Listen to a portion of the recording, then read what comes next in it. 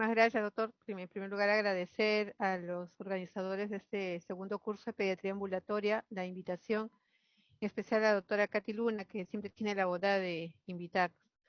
En los siguientes minutos lo que vamos a hacer es conversar un poco acerca de la experiencia del manejo de adolescentes con trastornos de conducta alimentaria y sobre todo, primero hagamos un pequeño recordaris acerca de lo que ocurre en la adolescencia, ¿no? Que justamente aparte de los cambios físicos que todos conocemos, como es el aumento del peso, la aparición de los caracteres sexuales secundarios, los otros cambios que ocurren como el aumento de la masa ósea, la masa muscular, se dan a la vez los cambios psicológicos y sociales, que son tan importantes como los cambios físicos y que todo el personal de salud debe conocer. Uno de ellos es el sentido de independencia, ¿no? La capacidad de poder tomar decisiones por sí mismo, sin necesidad de recurrir a un adulto o otra persona que le dé pues las indicaciones de lo que debe hacer. Eso sabemos puede causar algunos problemas con la familia, ¿no? La autoimagen, o sea, la imagen que él proyecta hacia afuera o ella proyecta hacia afuera, que además van a percibir, y eso tiene mucha relación muchas veces con la moda. Por ejemplo, si es esta moda que ella use el pantalón enseñando el ombligo, definitivamente pues la adolescente lo va a hacer. La aceptación y pertenencia. Quiere estar relacionado a que el adolescente, pues, por necesitar, como dice este mensaje, necesitar de ser parte del grupo y ser reconocido, aceptado por el grupo, puede entrar a conductas de riesgo, como por ejemplo consumo de sustancias, como estamos viendo en esta fotografía, o a tener otro tipo de actividades que incluso sabe que le pueden causar daño, pero igual él los va o ella los va a realizar porque pues quiere sentirse parte del grupo y no más bien excluido. En este camino, entonces aparece la preocupación por su imagen. Dentro de estos cambios, como parte del desarrollo psicológico y social, aparece la preocupación por su imagen por comparación, porque quiere pues tener la imagen perfecta según la publicidad, los medios de comunicación. Y esto es todo un hito en el proceso evolutivo normal de la aceptación del propio cuerpo y los cambios físicos, ¿no? Un ratito. Cuando aparecen estas cositas ahí es donde me interrumpo un poquito, creo. Ya, ahora sí. Entre los problemas nutricionales que aparecen en la adolescencia, como ven, son múltiples, los más conocidos, sobrepeso, obesidad o los déficits nutricionales como la anemia. Tenemos los trastornos de conducta alimentaria, que como les decía, está muy relacionado a los cambios psicológicos sociales que estamos comentando al inicio. Y estos trastornos de conducta alimentaria, en primer lugar, yo quiero que quede claro que no son un capricho, porque muchas veces los padres de familia o los familiares, incluso de los padres de familia, hablan de que esto pues es una malcriadez, es un capricho de la niña, es una forma de llamar la atención, incluso algunos padres reciben esas indicaciones de hasta profesionales de salud, lamentablemente, por desconocimiento probablemente. No es una moda tampoco, no, déjala que se le va a pasar o déjalo que esto es temporal nada más. No quiere molestar a nadie o causar problemas, porque a veces justo se coincide con un evento como por ejemplo la separación de los padres o mudanzas. Dice, no, lo que ella pasa es que está molesta porque le han cambiado de colegio y quiere llamar la atención o molestar, ¿no? Y más aún importante es aclarar con la familia desde un inicio de que no es culpa de nadie, porque a veces cuando uno, como en estas enfermedades de cualquier de tipo mental, o en el caso de consumo de drogas, embarazo adolescente, ¿no? Lo primero que hacen es los padres es buscar culpables, ¿no? Decir, fue tu familia seguramente, o tú, pues, con tu comportamiento, que nuestro hijo, nuestra hija tenga estos problemas, ¿no?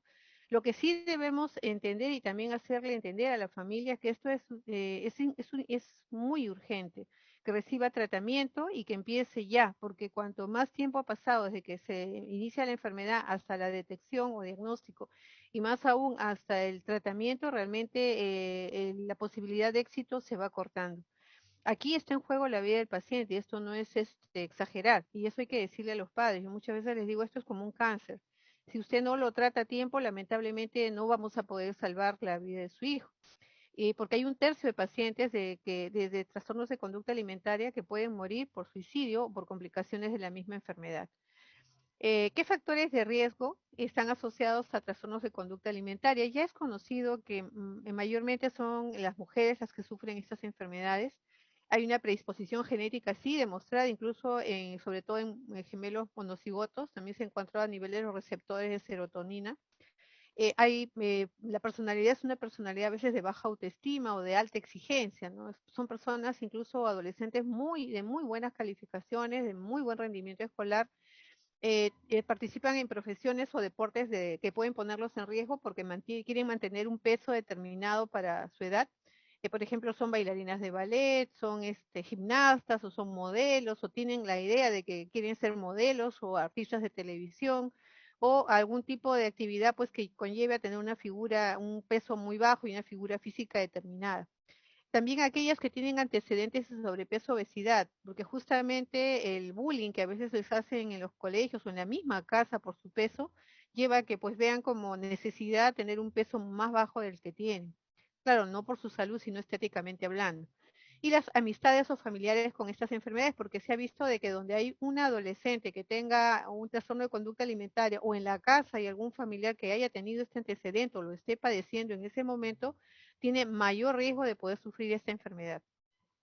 Ya los factores familiares tienen que ver con ciertos tipos de familia que son muy preocupadas por la apariencia física o hacen dietas, la misma madre o hermana de la paciente, o aquellas familias donde hay una negación o evitación de los conflictos, o sea, no se resuelven los asuntos pendientes, sino más bien se postergan. Después viene lo que es la exclusión de las emociones, o sea, las manifestaciones de tristeza o angustia se postergan porque la familia no desea hablar de eso. Es como que, como a veces como las familias tipo avestruz, que esconden la cabeza debajo de la tierra, aunque se dicen que no es común que lo hagan las avestruces, pero esconden la cabeza bajo la tierra o miran a otro lado ante un problema porque no quieren enfrentarlo. Es una familia que a veces se aferra mucho a la imagen perfecta y muchos psiquiatras amigos nos dicen siempre que no existe la familia perfecta. Todas las familias atraviesan momentos difíciles, atraviesan momentos complicados. Entonces, aquella familia que nos diga a nosotros que no ocurre nada y todo está muy bien, es la familia que probablemente tenga más problemas detrás. Entonces hay que abrir los ojos un poco más y escuchar con más atención. Los límites claros, los límites como familia, porque dentro de un grupo de personas, sea familia, grupo de amigos, compañeros de trabajo y el jefe, siempre hay límites claros. O sea, esta es tu función, esta es la mía, vamos a trabajar de esta manera. Entonces, en las familias también debería ser así.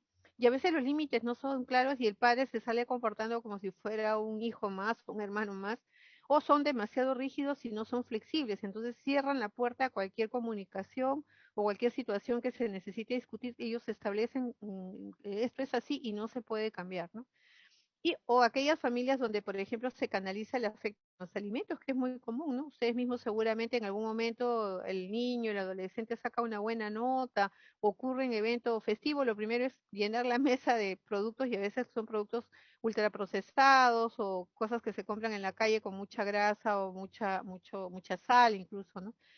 En cuanto a lo social, pues, lamentablemente cada vez más nuestra sociedad pues tiene un gran culto, como ven en este dibujo, a la delgadez, ¿no? Como que se piensa o se hace creer que tener una determinada figura es señal de éxito. Si tú no tienes esa figura delgada, ¿no? Lamentablemente, probablemente no seas exitoso. Y eso es relativo, porque hay personas pues que como adultos nosotros podemos decidir que eso no, o entender que eso no es así. No, la apariencia física no tiene nada que ver con el éxito que uno pueda tener como persona. Pero los adolescentes que recién están formando, como ven ustedes, que están haciendo los cambios y formando su propia personalidad, realmente este tipo de mensajes puede calar muy hondo y causarles problemas y distorsionar la realidad. Y los mensajes publicitarios, ¿quién no ha visto pues una portada de revista o alguna publicidad en televisión donde vemos pues que hay una determinada presentación de los modelos masculinos, femeninos en cuanto a su apariencia física, ¿no? Los hombres muy musculosos, las chicas muy delgadas, con cintura delgada, ¿no? Una figura corporal que pues cuando el adolescente se compara y ve que no es lo que él tiene realmente dentro de sí, entonces lamentablemente puede entrar en estrés o conflicto, ¿no? Y esto incluso los lleva pues, ¿no? A tener ya conductas contra su propia salud. En cuanto a la definición, trastornos alimentarios y la ingestión, el último DSM que fue el número 5 en el año 2014, lo define como un comportamiento relacionado con la alimentación que lleva a la alteración en el consumo de estos alimentos o la absorción y un deterioro significativo de la salud física o del funcionamiento psicosocial y califica a los diferentes tipos de trastornos alimentarios dentro de lo que es anorexia nerviosa, bulimia nerviosa, los trastornos por atracón, la pica, la rumiación, los trastornos alimentarios no especificados, aquellos que no entran ni en la categoría de bulimia, ni anorexia o trastornos por atracón, trastornos de evitación o restricción y otros tipos de trastornos alimentarios. Y para recalcar que si bien es cierto, la mayoría, 8 a 12 mujeres son por cada varón son las que sufren trastornos de conducta alimentaria, no debemos descuidar a los adolescentes varones que aparecen pues en nuestras consultas y hacer las preguntas que sean necesarias o sospechar ese diagnóstico porque es posible que lo tengan.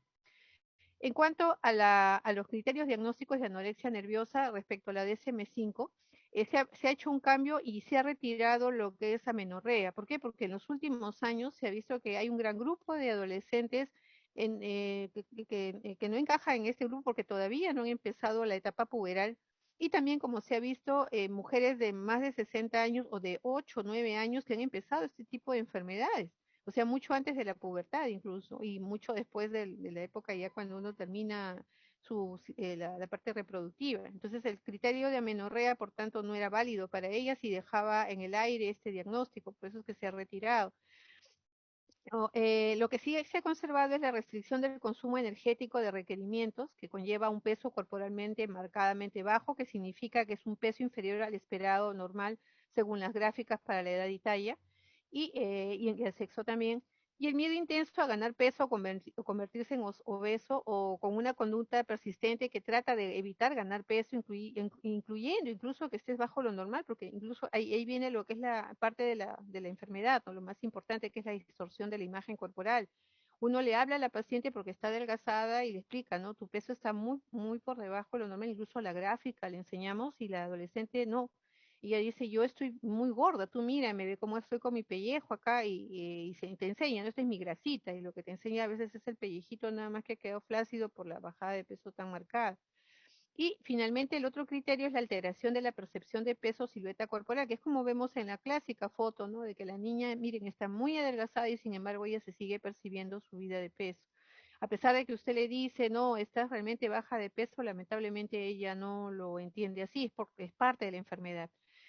Hay dos tipos de anorexia clasificadas a su vez por la DSM-5, el de tipo restrictivo, que es en los últimos 3 meses no debe haber habido episodios recurrentes de purga o atracón para diferenciarlo de bulimia, donde hay pérdida de peso por ayuno, dieta o un ejercicio excesivo. Y hay otro que es el de tipo atracón o purgativo, en los últimos 3 meses hay episodios recurrentes de atracón o purgas, como vómitos autoprovocados, uso de laxantes, uso de diuréticos y enemas que el adolescente pues utiliza para mejorar el peso. Y ojo que ya vuelvo a insistir que amenorrea ya no es criterio. En verdad, yo entiendo que en el público estamos diferentes tipos de profesionales de salud. Lo importante es, si no recuerdo yo los criterios éticos, porque a veces uno no lo recuerda todo, menos entender que aquel adolescente o que ustedes vean que le dice la mamá que está hablando de que quiere bajar de peso y a pesar de que usted la ve delgada y al momento que usted le hace la pregunta, le dice, sí, le confirma de que ella se ve obesa o sobrepesada o incluso le dice a usted que sí tiene miedo a comer para no engordar y evita hacerlo para no engordar, definitivamente es un alto índice de sospecha para esta enfermedad. Es más, se le podría preguntar incluso cómo te ves tú cuando te ves frente a un espejo, cómo percibes tu imagen. Si ella le dice yo me veo gorda y usted la está viendo realmente adelgazada o bajo peso de lo normal, esperado para su edad y sexo, definitivamente ahí hay una distorsión de la imagen corporal, ¿no?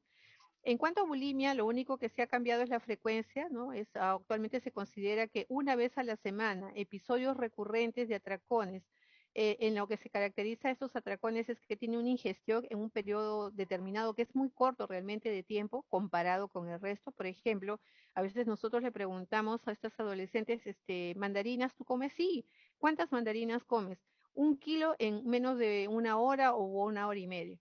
Y realmente cualquiera de nosotros creo que con 2 o 3 mandarinas ya se sentiría bastante satisfecho. En cambio, ellas no, ellas hacen este atracón, así justamente hacen una ingesta rápido en poco tiempo, un promedio de 2 horas, y finalmente acaban teniendo sentimientos de culpa, de que algo malo han hecho. Y ese sentimiento de culpa los lleva pues a realizar una conducta compensatoria no adecuada, que puede ser desde autoprovocarse el vómito, que es lo más común, ¿no? A usar también medicamentos como laxantes, diuréticos u otros productos para poder echar fuera o sea, aumentar el flujo de orina, de las heces, pensando que eso va a ayudar pues a que baje de peso, o hacer un ejercicio excesivo o dejar de comer en las siguientes horas. Por ejemplo, yo, doctora, comí así ansiosa, comí un montón, después me sentí mal, me fui al baño, vomité y después en la noche ya no comí nada, ¿no? O les dice a la vez, o si no a lo mejor les dice, comí bastante ahora en el almuerzo y en la noche y el desayuno el día siguiente ya no los consumí para poder equilibrar, dicen ellas, ¿no?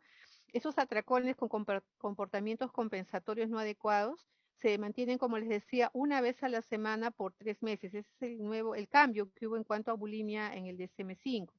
Ellas están muy preocupadas por su propia apariencia física, eso les lleva a una exagerada preocupación por su peso corporal, y ojo que esto no se debe confundir, o sea, no se debe diagnosticar anorexia bulimia, no, sino no debe haber anorexia durante en el momento del diagnóstico. Ojo, a diferencia de anorexia, donde ustedes se pueden dar cuenta fácilmente que la paciente pues está bajando de peso, o los familiares le refieren, en bulimia más bien lo que pueden encontrar es que puede haber sobrepeso, obesidad o incluso peso normal. Y por eso es un poquito más difícil el diagnóstico. ¿Y cómo solucionamos eso? Preguntando. Cualquier adolescente con sobrepeso, obesidad o que venga con molestias digestivas de cualquier naturaleza o síncopes, es nuestra función siempre preguntarles, obligación preguntarles si acaso están causándose el vómito, o están dejando de comer, o después de un atracón y buscando el atracón, hacen un atracón y después hacen alguna conducta compensatoria pues no adecuada, ¿no?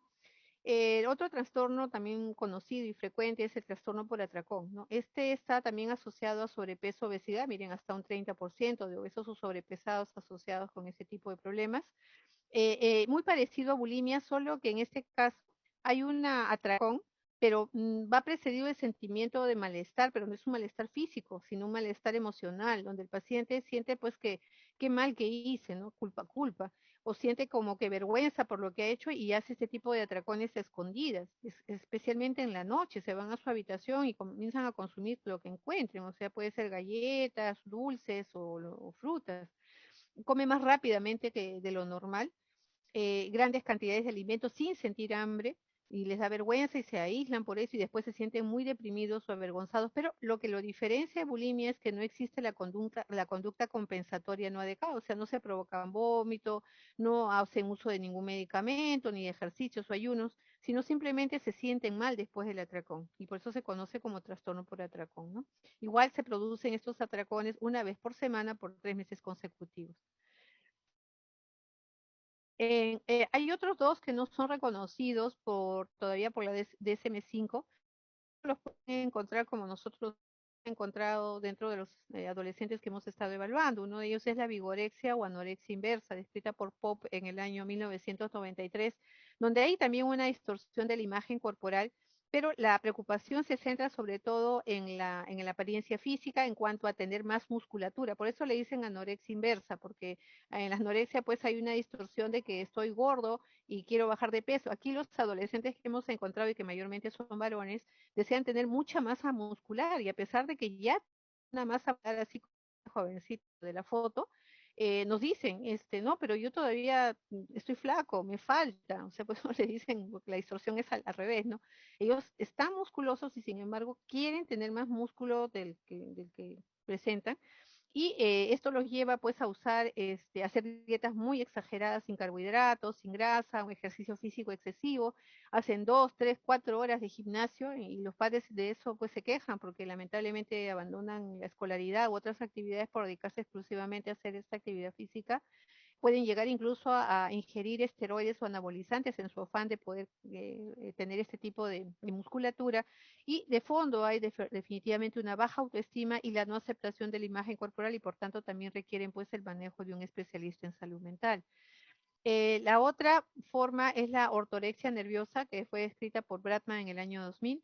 Es la obsesión por consumir comida saludable, entre comillas, porque está bien, yo puedo querer consumir saludable, consumo pues un plato de comida, la mitad verduras, un cuarto de carne o proteínas y el otro cuarto pues que sea legumbres o algún tipo de producto como el cereal. En cambio, en este caso es ya muy exagerado, como por ejemplo pesar las alverjitas que lleva mi plato para saber cuánto de calorías voy a ingerir, o pesar, por ejemplo, el arroz que voy a consumir para saber cuántas calorías me va a aportar. O sea, eso ya no es algo común o algo que todos hagamos. Y esto va acompañado también de deseos incontrolables de comer, que hacen que la persona, después de haber ingerido en forma exagerada, por ejemplo, un chocolate, ni exagerada, a veces un chocolate o una galleta o un dulce, o algo con grasa, se sientan mal, se sientan como que han hecho algo incorrecto o algo sucio, y se sienten mal, pero no llegan a tener las conductas de compensación no adecuada, pero sí hay un sentimiento de culpa y malestar que lamentablemente pues hay que trabajarlo también, ¿no? Eh, en cuanto al manejo ya y evaluación y diagnóstico en primer lugar, definitivamente estos problemas son de diagnóstico clínico eminentemente, ¿no? Entonces nos corresponde hacer una buena anamnesis y buen examen físico. Viene un adolescente con bajo peso, tengo que pensar en esta posibilidad, más si es mujer. Y en el caso de los adolescentes con alto peso o en sobrepeso, obesidad o normal, siempre preguntar si tienen un problema digestivo, si ha habido vómito autoprovocado, qué cantidad de ejercicio hace al día, de lo que es la atención integral de adolescentes, ¿no? Preguntar la actividad física, cómo son sus hábitos alimentarios. El examen físico también debe ser lo más completo posible. Vamos a ver más adelante algunas pautas y les voy a rogar que faltando unos 5 minutos para no sobrepasar mi tiempo, por favor me avisen. El diagnóstico debe ser precoz y el tratamiento, por tanto, también oportuno, porque eso ayuda a mejorar el pronóstico y también la sobrevida. Los exámenes auxiliares tienen ciertos puntos en los que incluso si no me alcanza el tiempo, yo lo estoy adicionando en esta presentación para que ustedes con calma lo puedan revisar. Ya tiene por ejemplo, el seguimiento, cómo hay que hacerlo cada mes, qué exámenes hay que pedir, de acuerdo a los que se encuentra en el paciente. Exámenes auxiliares que solamente son para manejo, seguimiento y complicaciones. Se puede tener un basal para más o menos hacer seguimiento y saber cómo voy, pero no sirven para el diagnóstico porque ya les decía que es eminentemente clínico. Sí puede servir, por ejemplo, para ver las complicaciones, por ejemplo, tengo una hipocalemia, entonces tengo que hospitalizar a lo mejor a mi paciente para poder equilibrarla. Explicar con claridad qué es, porque muchas veces los padres y los mismos adolescentes llegan a la consulta desesperados y yo he tenido madres que, por ejemplo, me dicen, doctora, yo he llegado hasta a golpear a mi hija porque no quiere comer. Y realmente para mí es desesperante. Entonces eso empeora la situación. Y explicar esto que les acabo de decir al inicio, no, no es un capacidad, no es que quiera hacer que me da sino es que es una enfermedad. Y yo les hago más o menos la comparación a los padres de esta manera. Yo le digo, señora, usted cuando tiene tos, supongamos que estuviera resfriada y le da tos. Si yo le dijera a usted, señora, deje de toser, deje de estornudar, ¿usted cree que dejaría de hacerlo porque yo le digo? No, doctora, definitivamente no. Entonces, igualito es su hija, ella tiene una enfermedad. No es que ella le esté provocando, no es que esta enfermedad aparezca porque ella quiso. Y aquí no hay culpables ni nada de eso. Lo que hay que buscar es de ayudarle. Y más bien no estar con reprimendas, llamadas de atención, hasta maltrato físico, porque realmente no tiene sentido, empeora la situación. El tiempo de tratamiento, porque a veces los padres vienen y te quieren, y ya quieren una solución inmediata, ¿no? Dicen, doctora, yo quiero que le dé lo más pronto posible las mejores medicinas, y realmente esto es más manejo de tipo de salud mental, con el apoyo de los profesionales de salud médicos, el psicólogo, el nutricionista, todo un equipo de trabajo detrás. Y hay que explicar que esto puede durar 2, 3 años, incluso con posibilidades de recaídas en el camino, pero de que si hay un porcentaje de pacientes que si hacen el tratamiento bien, lo podemos sacar adelante. Y eso implica, por tanto, y voy adelantando un poco esto, el apoyo de la familia, el apoyo del paciente que venga a la consulta y que siga las indicaciones que se le van a dar, y también depende pues del personal de salud que esté pendiente y atento al paciente. Las complicaciones, ¿no? Porque hay que alertar a los padres en qué momento ellos deben retornar pronto con nosotros, o si no a la emergencia, para poder ya hospitalizar incluso a su paciente. Y el pronóstico, porque es importante también hacerles entender a los padres de que nosotros vamos a hacerlo mejor, ellos imaginamos que también van a hacerlo mejor y que depende pues mucho del adolescente y de lo que vayamos a lograr con él para poder saber cómo va y no es fácil predecir, pero sí que si tenemos el trabajo en conjunto de los tres grupos, podemos salir adelante. Evitar actitudes o comentarios críticos o culpabilizadores, ¿no? Por ejemplo, yo veo que he llegado después de 1 año y medio de haber iniciado la enfermedad, no voy a poner a pelearme en ese momento con la mamá o hacerle recriminaciones acerca, ay señora, ¿cómo es posible que recién se esté preocupando por su hija? Ni hablar, porque no es el momento y tampoco no vale la pena. Más bien podemos a ampliar una especie de brecha entre la comunicación de padres al médico o al personal de salud en general y no tiene sentido. Más bien hay que tratar de estimular e incentivar que ellos sigan la atención y mostrar mucha disposición a ayudar. Y eso requiere mucho de paciencia y sobre todo compromiso del profesional, haciéndole entender de que uno está dispuesto a apoyarlos y motivarlos a que ellos pues también pongan ese mismo compromiso para acudir a las atenciones y seguir las indicaciones. Definir manejo ambulatorio u hospitalización también es parte de nuestro trabajo, ¿no? ¿Cuáles son los objetivos de ese tratamiento? En primer lugar, la prioridad mayor la tiene prevenir la muerte, y esto es a través de detener la bajada de peso, sobre todo en el caso de las anorexias, con mucho más razón. Interdisciplinario definitivamente. Necesitamos que un especialista en salud mental, psiquiatra, una psicóloga, una nutricionista estén con nosotros en todo momento. Y si necesito cardiología, porque yo veo que es una paciente que ya tiene bradicardia, o veo en el electrocardiograma alguna alteración, definitivamente voy a tener que convocar también la participación de un cardiólogo y así, de acuerdo a lo que yo voy necesitando. Reducir o eliminar comportamientos compensatorios, o sea, esos inadecuados, esos vómitos autoprovocados, ese ejercicio excesivo, ese uso de medicamentos como laxantes, diuréticos o algunos otros productos, tengo que pedirle que por favor trate de no usarlos y tratar de incentivar hábitos pues que sean de conductas compensatorias pero adecuadas para mantener un peso adecuado. Y es más, hacerle entender al adolescente que nosotros vamos a ayudarlo a que mantenga un peso pero saludable. Eso es lo primero que tenemos que decirle. Normalizar hábitos dietéticos, peso y estado nutricional es otro de los objetivos. Tratar las complicaciones físicas. Si está deshidratado, pues hospitalizarlo a lo mejor para hidratarlo. Si está con hipocalemia, compensar la hipocalemia. Y así, lo que yo vaya encontrando. Y sobre todo, si encuentro depresión, si encuentro trastorno ansioso, ansioso, trastorno obsesivo compulsivo, definitivamente tiene que haber un manejo pues de la especialidad con el apoyo de nosotros en el sentido de que nosotros tenemos que motivar y incentivar y reforzar que siga las indicaciones del psiquiatra, porque a veces el iniciar medicación a los padres, pues no, ese medicamento le va a causar sueños, le va a causar adicción, ahí me han dicho que es malo. Entonces nosotros tenemos que motivar y educar a los padres y al adolescente y explicarles que esos medicamentos son necesarios por el momento, prevenir las recaídas y estar atentas a ellas, evitar la cronificación y promover que se realice ejercicio físico, porque todos tenemos que hacer los 30 mínimo 60 minutos ideal de ejercicio o actividad física diaria, pero no 2, 3, 4 horas o peor aún entrar pues en una escalada de que como y hago esa actividad física para bajar de peso. Y aquí otro tip que puedo indicarles es que normalmente nosotros esperamos que en una paciente con anorexia en el tiempo puede empezar a subir de peso con el manejo bien llevado, y eso es lo que ocurre. Pero ¿qué pasa? Que recordemos que dentro de la adolescente con este problema, en algún momento entró la idea que subir de peso es malo. Entonces, al ver que empieza a subir de peso, puede ser que pare el tratamiento y trate de volver hacia atrás y va a haber una recaída. Entonces, ¿cómo poder ayudar a esta paciente para que no haga eso? Una de las cosas que nos ha funcionado en el tiempo es explicarle al adolescente usando, aunque no es un criterio diagnóstico, la menorrea, sobre todo eso.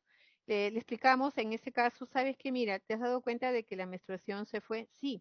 Y tú me decías que te preocupa. Sí, doctora. Entonces, el problema de la menstruación que se ha ido es porque tu cuerpo no tiene la suficiente grasa para poder producir hormonas, que son las sustancias que ordenan a tu ovario a que produzca y a tu útero produzcan la menstruación.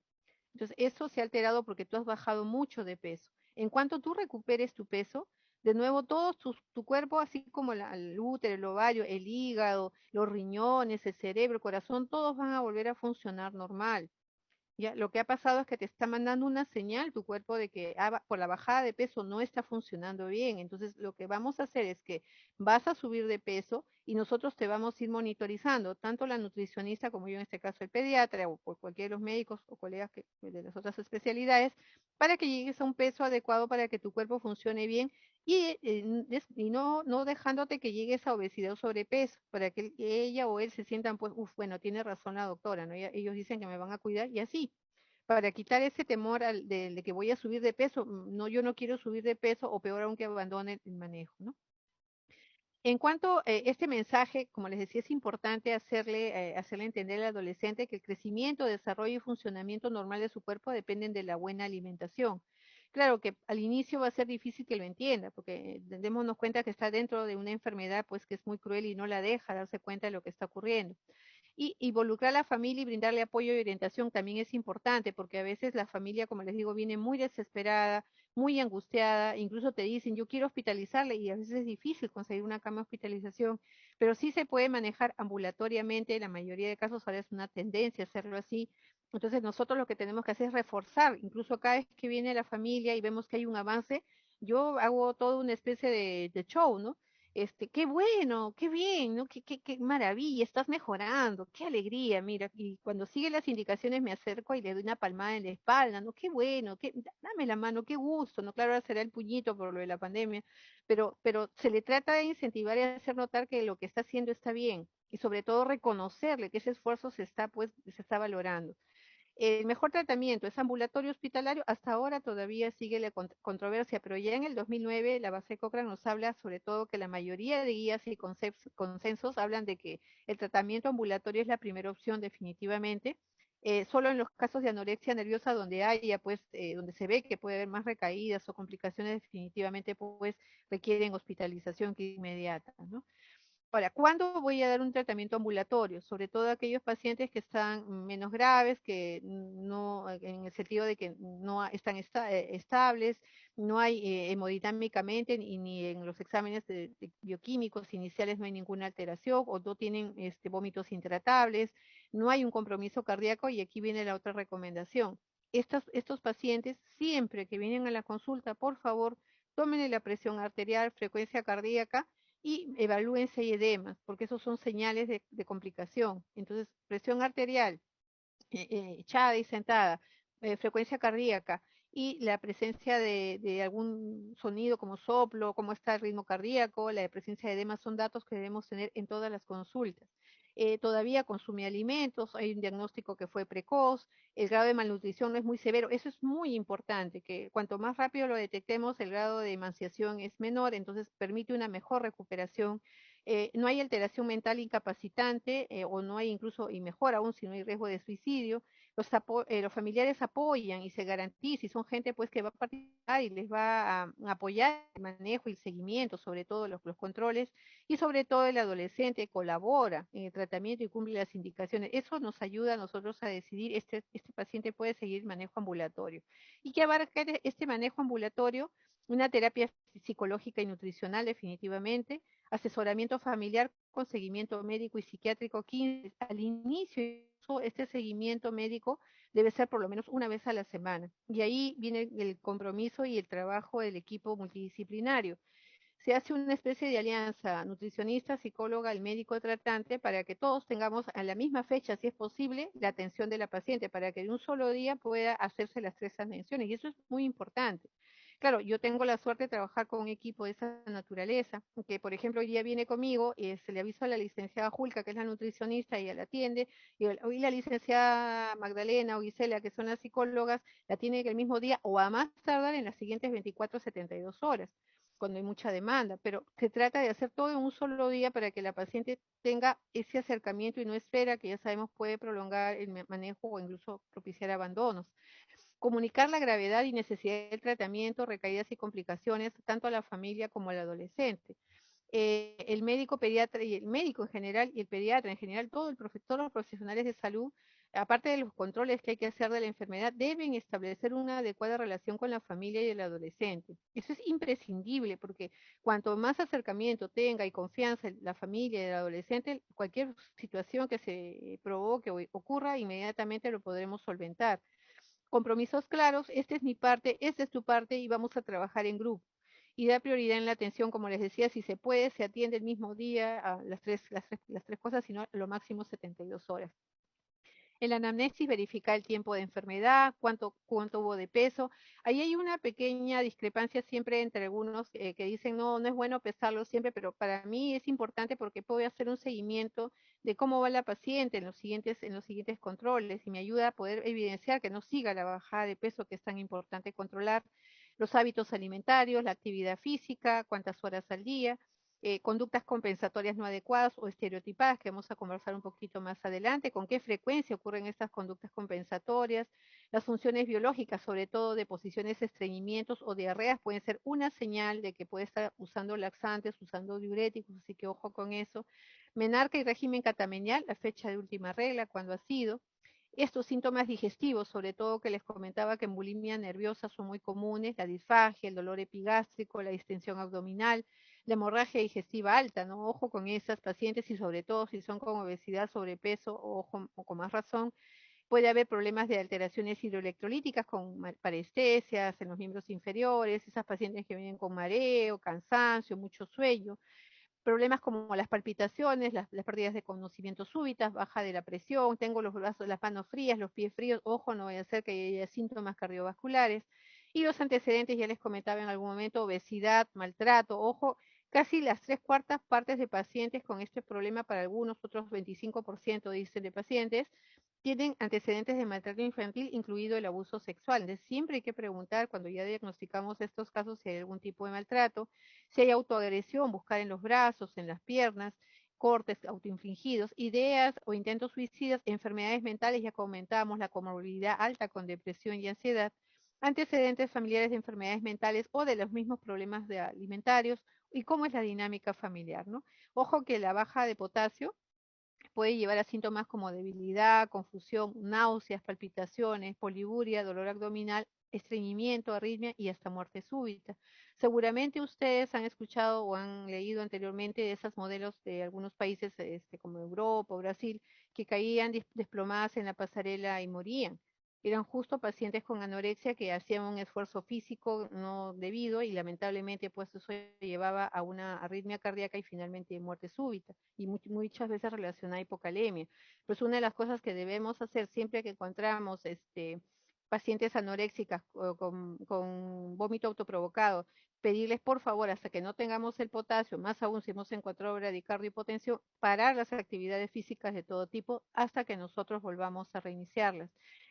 Observar si, por ejemplo, hay comportamientos como yo no quiero comer, corta, desmenuce mucho, desmenuza la comida, la pone al borde del plato, la tira al tacho de basura. A veces los padres se encuentran ahí las bolsas con la comida del día, o ese demora mucho en comer, se queda solo en la mesa, incluso ya comí, dice muchas veces, y se escapan del horario de la familia, incluso ponen el plato en el lavadero como que hubieran comido y no han comido, han tirado la basura, a la basura la comida.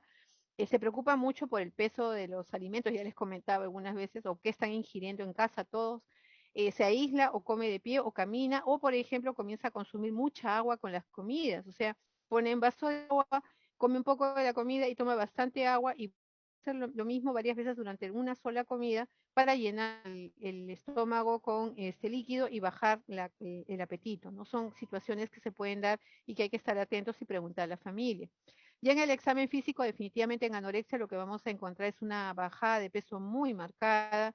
Siempre hay que hacer el examen físico completo, y siempre con mucho respeto, pidiéndole permiso al adolescente para poder hacer el examen, porque tienen a veces temor de exhibir el cuerpo. Ya les decía, siempre frecuencia cardíaca, presión arterial y la temperatura. El peso semanal al inicio, hay adolescentes que dicen, incluso yo he tenido algunas que me decían, yo no quiero ver mi peso. Entonces lo que yo hacía, bueno, entonces vamos a pesarte mirándome a mí, y ya yo hacía la pesada y ya no les decía nada, porque a veces se sienten un poco incómodas con eso. Frialdad distal, lánugo, como los recién nacidos, justamente para preservar un poco el calor del cuerpo. Las cicatrices, que ya les decía, el signo de Roussel, son esas escoriaciones que aparecen en los dedos o en las articulaciones, en las zonas de las metacarpofalángicas, ¿no?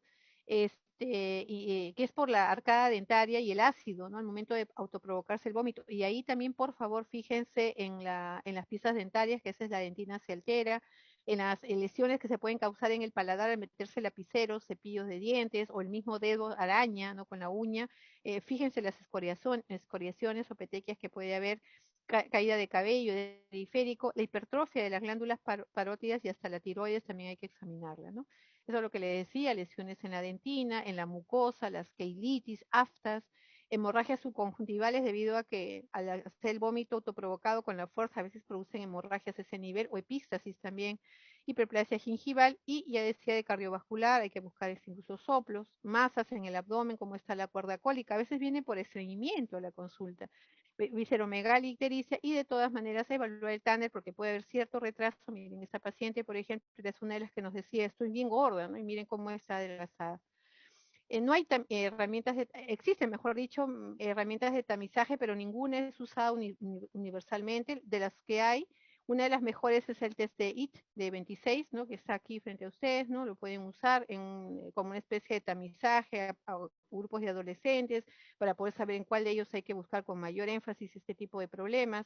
Este es el SCOF, el cuestionario SCOF, que también es muy útil, como ven, con 2 preguntas contestadas afirmativas, el riesgo de TCA es bien alto, entonces ahí tienen también otra herramienta que podrían usar, sobre todo cuando encuentran un grupo grande de adolescentes y ustedes quieren pues discriminar quiénes son los que ameritan pues una pregunta quizás más a fondo, una anamnesis más a fondo. ¿Qué exámenes auxiliares definitivamente sí deberíamos pedir como basales al inicio del manejo de estas pacientes? Un hemograma completo, sobre todo si es anoréxica, porque hay alteraciones no solo en la función, sino también en el recuento leucocitario. Hemoglobina con velocidad de sedimentación globular, bioquímica completa, incluyendo glucosa, urea, creatinina, pruebas hepáticas, proteínas totales y fraccionadas, colesterol, zinc y lo que nunca debe faltar es electrolitos, sobre todo potasio, calcio, magnesio y fósforo, aunque la Asociación Americana de Psiquiatría hablaba de que sobre todo en pacientes graves, estas de calcio, magnesio y fósforo, nosotros regularmente pedimos para ver cómo está medio interno y el examen completo de orina. Esto es lo mínimo que deberíamos pedirle a un adolescente con problemas de conducta alimentaria, sobre todo en anorexia. Ya, de acuerdo a cada caso, nosotros, y sospechando sobre todo para hacer el diferencial, el diagnóstico diferencial, podríamos pedir otros exámenes como coprofuncional, radiografías de tórax, de PPD, buscando pues TB, problemas endocrinológicos, ¿no? Densitometría ósea está reservada para aquellas adolescentes que tienen amenorrea prolongada, de 6 a 12 meses, sobre todo las que tienen 12 meses, porque puede haber una alteración del metabolismo de calcio. Electrocardiograma, perdón, si encuentro bradicardia o si ha habido antecedentes de síncope, sobre todo en bulimia nerviosa y trastornos de atracón.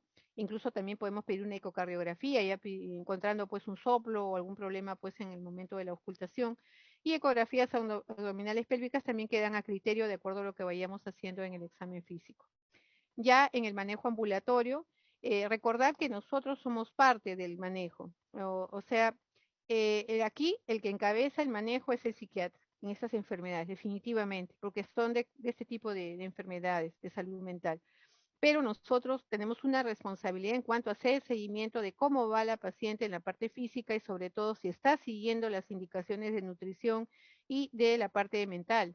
Eso es parte primordial y dar los tips o indicaciones a la familia para que ellos estén pendientes. Por ejemplo, que sean horarios regulares, 4 a 5 comidas al día, sin omitir y sobre todo el tiempo necesario, o sea, 30 a 60 minutos como máximo. Nada de quedarse más de ese tiempo o menos de ese tiempo en la mesa. Evitar periodos largos de ayuno, no, que ella no quiere desayunar ahorita, no, eso no se puede hacer. Siempre debe estar acompañada con alguien. Gracias a la tecnología, ahora incluso podemos usar los celulares, porque a veces los papás nos dicen, yo trabajo, doctora, bueno, pero si no se puede quedar nadie con ella, por lo menos ponga el celular que esté viendo cuando termina de comer y hace su comida completa.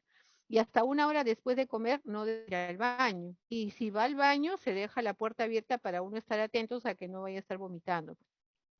El control de peso es semanal, ya decía, y deberíamos ir con un tratamiento adecuado, ganando entre 200 a 250 gramos por semana. En desnutrición grave se puede aumentar hasta 500 gramos por semana. No usar estimulantes de apetito, muchas veces, a veces uno tiene la idea de que es mejor usarlos y eso no ha demostrado ninguna ayuda, definitivamente no es necesario. Y lo que sí se debe promover, como en todos, es que se haga las comidas en familia. Claro que lamentablemente debido a la situación económica actual y social, la mayoría de padres pues no está en casa. y a veces los chicos están solos a la hora de comer, pero se debería buscar a alguien que los acompañe, no solamente en trastornos de conducta alimentaria, sino en general, porque ya se sabe que hay menos propensión a sufrir este tipo de problemas cuando se come acompañado. Ejercicio físico, ya les decía, restringir sobre todo si hay ya bradicardia, hipotensión o hipocalemia, y en general en anorexia nerviosa se debe detener para poder volver a reintroducir en forma progresiva y en el momento adecuado. Vigilar la salud dental, y hemos visto todos los daños que se pueden causar por los vómitos autoprovocados, el monitoreo de los signos vitales, la función cardiopulmonar y el edema periférico. ¿Cómo va el cumplimiento de indicaciones? ¿Estás siguiendo la indicación que te ha dado el psiquiatra? ¿Los medicamentos los estás tomando? ¿Los has dejado de tomar? ¿Por qué? Dime, por favor. Y con los exámenes auxiliares hacer seguimiento para evitar pues las recaídas, sobre todo en el punto de las complicaciones, ¿no? Hay un síndrome de realimentación que aparece sobre todo cuando los padres de familia o el adolescente se saltan, como decimos nosotros, las indicaciones que ha hecho normalmente nutrición, porque el volver al peso normal implica un tratamiento o un manejo en forma progresiva, no es que bueno, de la noche a la mañana vas a comer como antes estabas comiendo. Entonces hay que ceñirse a esas indicaciones y bastante bien, y eso también tenemos que decirle el mensaje nosotros siempre. Porque ¿qué va a pasar? Que si un día se le ocurre, como ha pasado con algunos adolescentes, empiezan a consumir más de lo común o los padres mismos dicen, no, mejor le voy dando más para que salga más rápido del problema, puede haber un síndrome de realimentación, incluso acabando en hospitalización, porque puede haber ya incluso alteraciones en el intervalo QT, hipofosfatemia, que son pues signos severos, ¿no? En cuanto a los suplementos, no indicar de primera intención, es una regla. De acuerdo a cómo vamos encontrando al paciente, podríamos indicar a lo mejor, porque no hay resultados contundentes que digan, sí, es importante usarlos, más bien puede reforzar la conducta de evitación de alimentos. En anorexia sí se ha visto un mejor manejo con estos suplementos, sobre todo más rápida recuperación, disminuyen la duración del tratamiento y hospitalización, y los efectos asociados a desnutrición o déficit nutricional, sobre todo si yo encuentro alguna paciente con anemia, por ejemplo, definitivamente tengo que darle hierro. En general se asume que en anorexia, debido al problema del déficit, las alteraciones del metabolismo de calcio, se deberían usar 800 unidades internacionales de vitamina D, acompañado de 1.500 miligramos de día de calcio, por día de calcio, y también zinc, que ayudarían a que no se dañe tanto el sistema esquelético, ¿no? En qué casos sí definitivamente es importante indicar suplementos nutricionales, sobre todo si el índice de masa corporal es menos de 13 percentil, hablando ya de una desnutrición severa, rápida, importante, baja de peso, o sea, en 3 meses previos ha perdido más del 5%, o en los últimos 6 meses ha perdido más del 10% de peso. Cuando la ingesta oral es insuficiente, ¿no? A pesar de que estamos trabajando con el adolescente, no hay una adecuada ingesta esperada para lo que estábamos programado. Por ejemplo, en los primeros 10 días, 2 semanas de tratamiento, vemos que ni siquiera llega a consumir la mitad de lo indicado. La ganancia ponderal es menos de 1 kilo por semana en hospitalizados, o menos de 500 gramos en la semana en los pacientes ambulatorios. Entonces, ni hablar, ya tengo que poner en funcionamiento el uso de suplementos, y también a aquellos pacientes cuando han estado hospitalizados y se van de alta, para continuar con la recuperación nutricional es parte del proceso seguir con los suplementos, y es una alternativa a la hospitalización. Si hay una paciente que no está yendo bien, le puedo añadir suplementos para ayudarle y explicarle que esto no es para engordar, sino para compensar los productos que no están ingresando, y en cuanto o cuanto mejore ella su alimentación, definitivamente vamos a soltarlos. ¿Qué criterios diagnósticos o qué criterios tenemos para la hospitalización?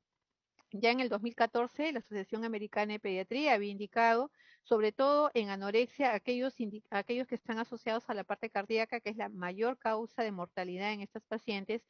Igual en bulimia, sobre todo síncope o arritmias cardíacas que incluyan el QT prolongado, pero también cuando hay hipotermia, también hipotermia, escuchen siempre el ritmo cardíaco, aparte de la frecuencia cardíaca, el peso sigue bajando a pesar de que ustedes están manejando a la paciente, hay un rechazo a comer o está fallando la respuesta al tratamiento.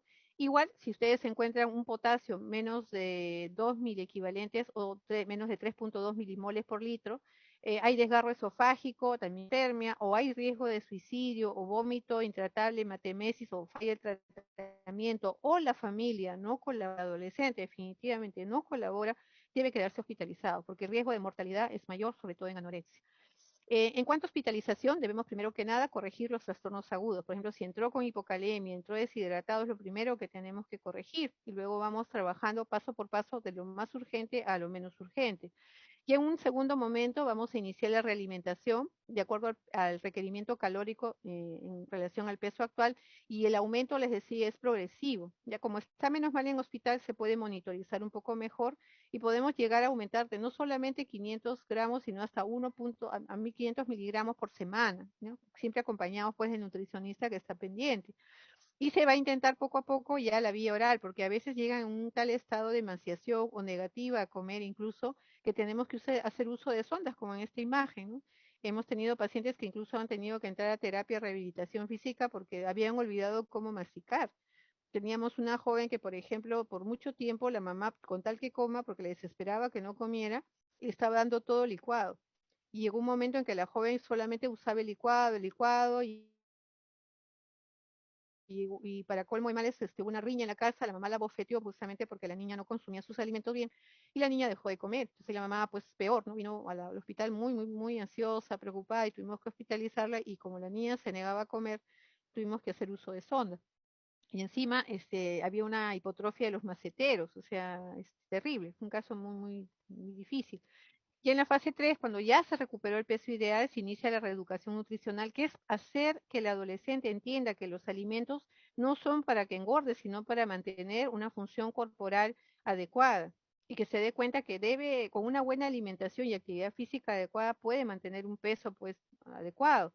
Y finalmente el alta y los controles ambulatorios, que ya pasaría a ser como lo que hemos visto al inicio, ¿no? No sé cómo voy de Doctora, tiempo. Sí, sí, en 5 minutos para comenzar las perfecto. preguntas, por Sí, favor. muchas gracias, más bien. Eh, ¿Cuál es el pronóstico de estas enfermedades? Cuando la anorexia nerviosa es de inicio temprano, ha habido una emanciación o caquexia sostenida, es del tipo purgativa, o peor aún, es del sexo masculino, el pronóstico empeora. ¿Por qué el peor pronóstico en sexo masculino? Aparentemente tiene que ver con el factor psicológico social. Muchas veces los varones no piden, no asisten mucho a atenciones, y eso hace pues de que no acudan, no sean detectados rápidamente.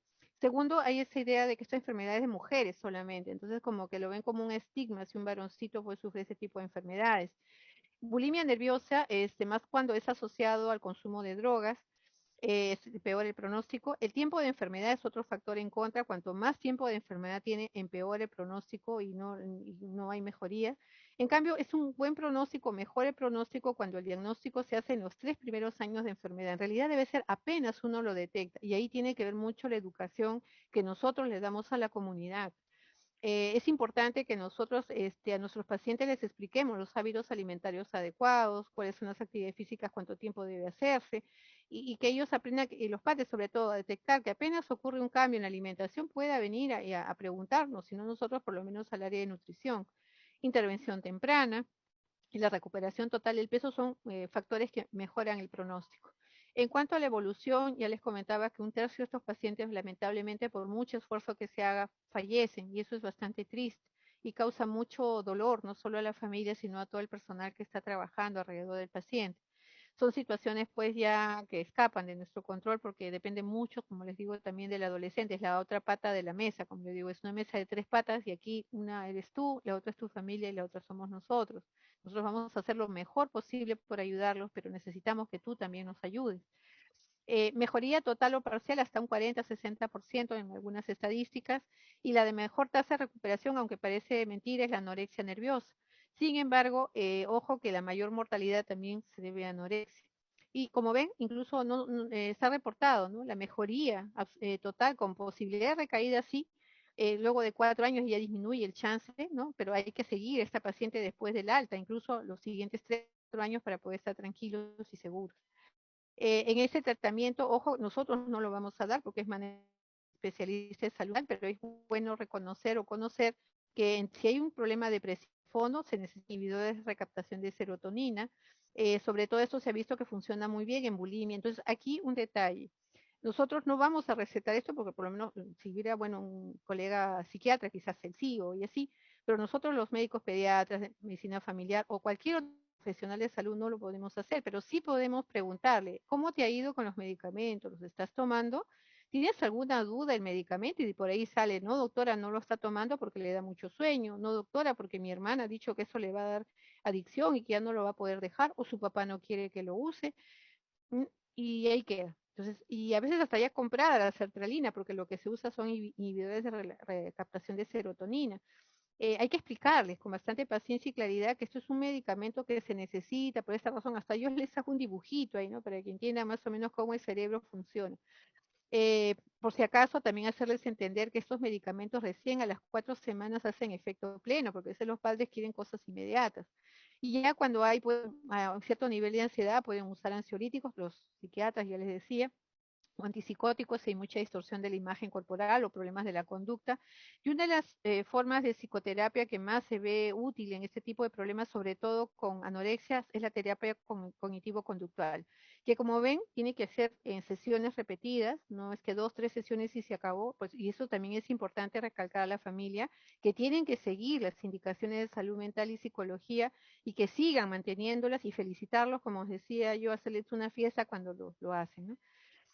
Finalmente, en la prevención tenemos que entender que hay que enseñarle al adolescente, no solamente con estos problemas, sino en general, admitir su propio cuerpo como algo valioso.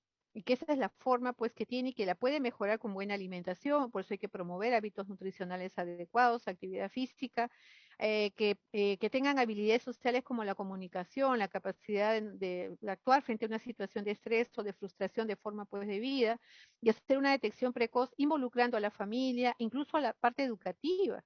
Deberíamos nosotros los profesionales de salud tener este tipo de charlas no solo en grupos cerrados, sino en forma abierta, ¿no? Mensajes publicitarios donde están los adolescentes en los colegios, en la televisión, en los programas que ellos ven, que aparezca cada cierto tiempo este tema para que ellos puedan ver que este problema tiene un tratamiento y que no están solos. Y por supuesto el proceso de salud, ¿no? Conclusión,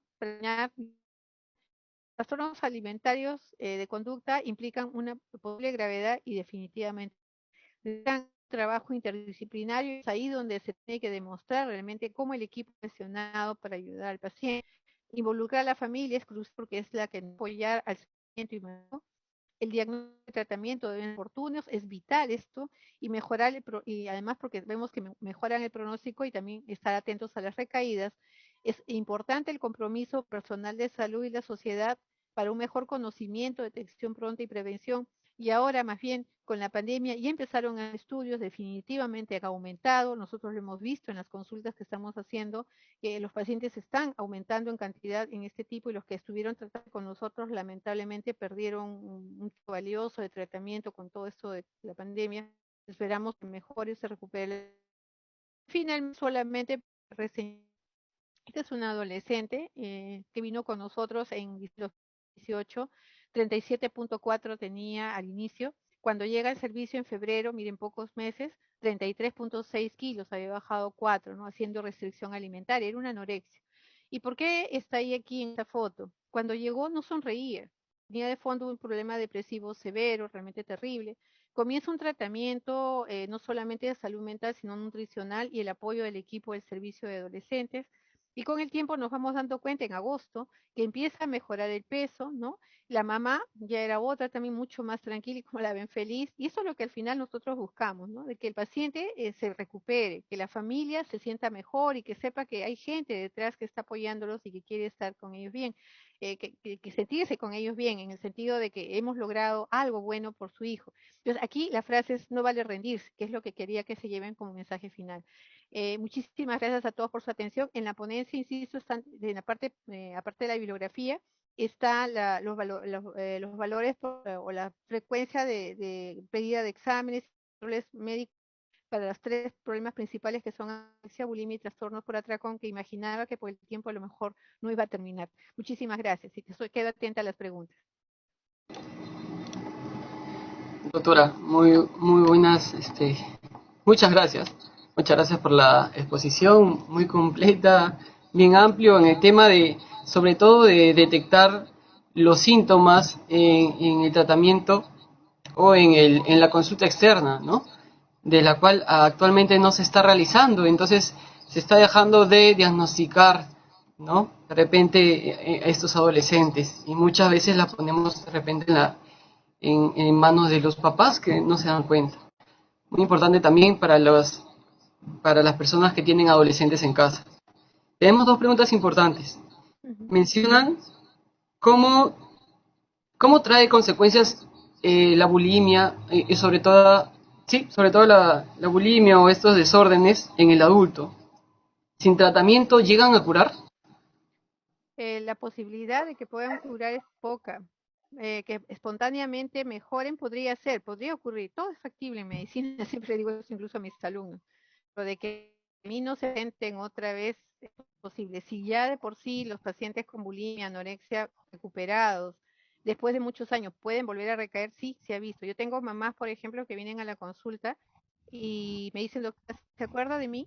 A veces honestamente no la recuerdo, le digo, discúlpeme, ceñito, me hace recordar cómo se llamaba su hijita y en qué la puedo ayudar, y me dicen, pues doctorita, usted una vez trataba a mi hijita por un problema de anorexia, y comienzan a contarme, ya, pero ahorita ella ya tiene 22 años, ya se dejó de atender acá, y estuvo bien, y ha empezado la universidad, y otra vez ha empezado con las cositas, y la mamá como está más alerta, ya más fácilmente se da cuenta y la trae. Entonces, si así y todo, con tratamiento bien llevado, se recuperan y pueden volver a recaer en los primeros 4 años, imagínense una persona que no ha llevado ningún tratamiento. Entonces, es más factible de que tenga problemas ya de adulto, ¿no? Y recordemos que eso hasta en la edad de los 60 años está bien, o sea, y es por la naturaleza que tiene esta enfermedad social, sobre todo el fondo social, ¿no? Ok. Mencionan también si puede presentarse dos tipos de trastorno de la conducta alimentaria en un solo paciente. No, porque tendríamos ya que discriminar, como decíamos, hay criterios diagnósticos claros, ¿no? Justamente bulimia excluye síntomas de anorexia para hacerse el diagnóstico. Que sí se pueda migrar de uno a otro, sí. Puede hacer que una bulímica acabe siendo anorexia, ¿no? Porque en el tiempo hace tanta restricción que al final acaba siendo anorexia y ya deja la bulimia atrás. Pero que convivan las dos no es lo común. No conozco al menos. Ok, doctora, y para terminar, ¿cómo cuidar o desde cuándo cuidar a nuestros niños para evitar ese tipo Siempre. de problemas? Siempre. Y la prevención, como les decía, desde niños. Primero, nada, no dar mensajes negativos acerca de la apariencia física. Muchas veces los padres en broma, dicen chanchito, gordito y cochinito, ¿no? Y lo hacen por o panzoncito, ¿no? Jugando. Yo sé que hay buena intención. Lo que pasa es que eso se va grabando en la cabeza y puede llegar a que el joven después tenga una baja autoestima. O sea, yo soy gordo desde chiquito, así que tengo que seguir siendo gordito, ¿no? O el peor problema es que también detectar si es que acerca de su peso él tiene una dificultad. Por ejemplo, en el colegio hay bullying, ¿no? Eso es muy importante, por eso también golpea mucho la autoestima de los chicos y a veces ellos no lo cuentan. Si ustedes no les preguntan, ellos a veces no lo. Y el otro detalle es tratar de mantener siempre un peso adecuado, actividad física adecuada. Los mismos adultos, nosotros mismos, los médicos, los profesionales en general. Debemos comer saludable, hacer actividad física para hacer el ejemplo de nuestros propios niños y adolescentes, ¿no? Y evitar pues el consumo de productos ultraprocesados que ya conocemos, las gaseosas, los productos que vemos en enlatados, que vemos con lácteos y todo eso. Ok, doctora, tenemos bastantes preguntas, ya no se va a poder por el tiempo, pero Sí, en ponencia les he dejado, por si acaso, discúlpeme, doctor, mi correo. Deseen, por favor, siempre entro al correo todos los días, quizá en el momento exacto no, pero yo reviso y contesto, así que no problema por mi parte, por favor, ¿ya? Este tema para mí es muy importante. No se ok, preocupe. doctora, muchas gracias. Muchas gracias por la No, ponencia. Fue la doctora Iliana Romero Giraldo del Hospital N. Muchas gracias. muchas gracias a ustedes, gracias, éxitos, gracias.